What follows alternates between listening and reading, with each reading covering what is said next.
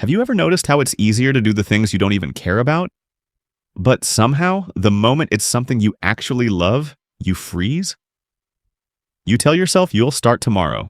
You scroll for inspiration. You plan every detail, and then nothing. It's weird, right? You want it so badly, but the harder you care, the harder it gets to start. That's not laziness. That's fear disguised as procrastination. 1. The hidden fear. See, when you procrastinate on homework or chores, it's annoying. But when you procrastinate on your dreams and the thing that defines you, it's painful. Because deep down, passion projects aren't just tasks. They're personal. That art portfolio, that YouTube channel you keep planning to start, that song you've had half written in your notes app since last summer. Those aren't goals, they're extensions of who you are. And that's why your brain freaks out. If you try and fail at something you don't care about, no big deal. But if you try and fail at something you love, it feels like you weren't enough. So instead of risking that pain, your brain chooses the safer option. Let's not start. Let's overthink. Let's prepare a little more. Sound familiar? 2. The illusion of readiness. We all tell ourselves the same lie. I'll start when I'm ready. But the truth? You'll never feel ready, because readiness isn't a feeling, it's a decision. If you wait to feel confident before you start, you'll wait forever. Confidence comes from doing, not before it. Think about it. When you first learned to drive, you weren't confident. You were nervous, clumsy, and probably scaring your instructor. But you didn't get confident by reading the manual 50 times. You got confident by driving. The same thing applies to your passion. You can plan, research, and organize. But none of that replaces doing. 3. The perfectionism trap. Another sneaky reason we procrastinate on what we love. Perfectionism. You want your first post to look amazing, your first video to sound professional, your first drawing to be flawless. But here's the secret. Your first time is supposed to be bad.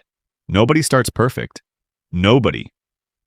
If you look at your favorite creators, writers, or artists, go back to their first uploads. Their early work is awkward, rough, and full of mistakes. But that's how they learned.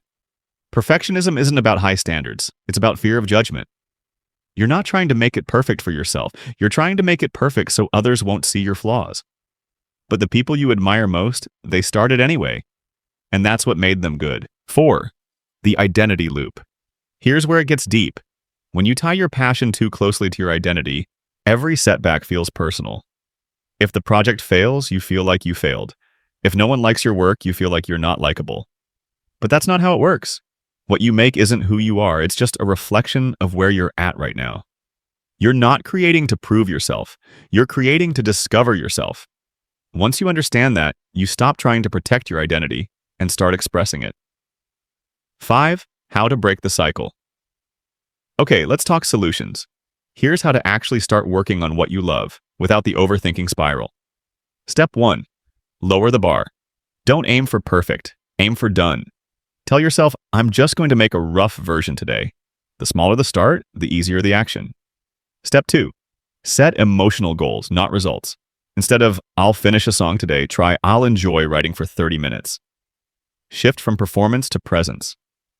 Step 3. Separate identity from output. You're not your project, you're the person behind it, and that person has infinite chances to grow.